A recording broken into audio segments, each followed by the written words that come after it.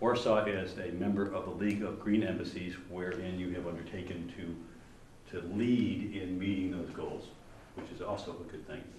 We have obtained funding from the United States Department of State, and we're partnering with a number of private companies, and together we are going to do 10 major CMRs throughout Europe, starting late. We'll roll them out starting in late November to the first week of December to showcase technologies that people can deploy today. It's about showing our leadership in our new relationship with energy in the 21st century. You know, one opportunity we could look at, Grundfos, this company actually makes a pump which has built-in timers in it so that you can set it with a clock, so that at 2 o'clock in the morning you don't really need to be circulating hot water for the sinks, and you could have hot water circulating from 4 in the morning until 9 or 10 when people are most likely to use it, and then again in the evening, because what happens, when you're circulating hot water all the time, you have continuous energy losses. About 92% of the energy that goes to that bulb ends up manifesting itself as heat and not as light. And since you have a better heating system and a radiator, why would you want to do something? This is like having an electric heater. It's a bad choice. We can replace this, and there's great technology now, and there are 2 different solutions. One is to take some of these candelabra bulbs and change them to high efficiency halogens, which will be about 30 to 35% more efficient than this. That as well. Let's go in the library, because I noticed there's a fixture in there I didn't look at. Same thing, if you would give me a count of these bulbs, the halogens, let's call it an MR16 bulb, and we can look at replacing these also with LEDs. So I can take this bulb, this is a 60 watt bulb, 60 watt. This bulb is, as I say, it's 92% inefficient. I'll replace a bulb that will fit right in there that you won't be able to tell the difference in terms of color. And instead of being 60 watts, it will be 11 watts. And it will last and last and last and last and last. Any product that has good efficiencies, we won't touch. This is not about making something new just to put something new in. It's a question of, can we improve? My guess is those refrigerators are several years old, and we can do a lot better than that. And anything that we take out, obviously, it's not about taking it to the dump, it's taking it to somebody else who can use it.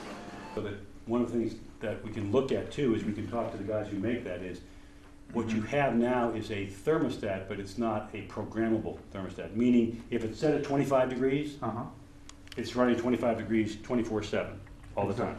Yes. And really what might make sense is to say, well, I don't need to keep this at 25 degrees 24/7. I only need to keep it that way half the time. So we may be able to just address that thermostat with something that's programmable, and that we can just replace the thermostat. We'll look at that. It's nice that we have this much light, but 2 things happen. My guess is that once you get past wintertime, this room becomes very, very warm. Yes, that's correct. The other thing is that you have so much sunlight coming in that the ultraviolet is going to ultimately damage carpets and drapes. What we can do is we have a film made by a U.S. company that we can apply to the windows. It's virtually transparent, you don't know it's there, and it has the ability to reduce the heat gain by as much as 65%, and you won't even know it's there. But you're not running the heater in the summer, right?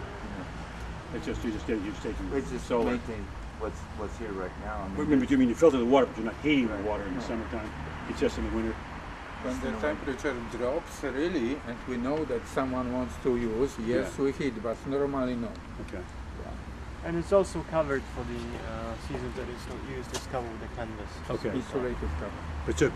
But in the wintertime, does it heat it in the wintertime? No. So just that it doesn't freeze. Just doesn't freeze. Okay, Yes. I got it. No problem. Okay, so Nobody uses it in the wintertime. Okay. All right. In that case, yeah, you got it. It's okay.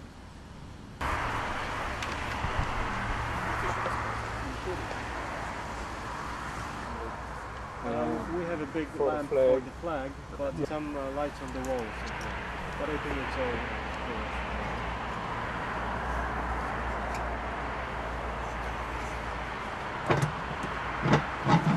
For the radiators, let's do a count on the radiators of the old style with the standard valve, Yes.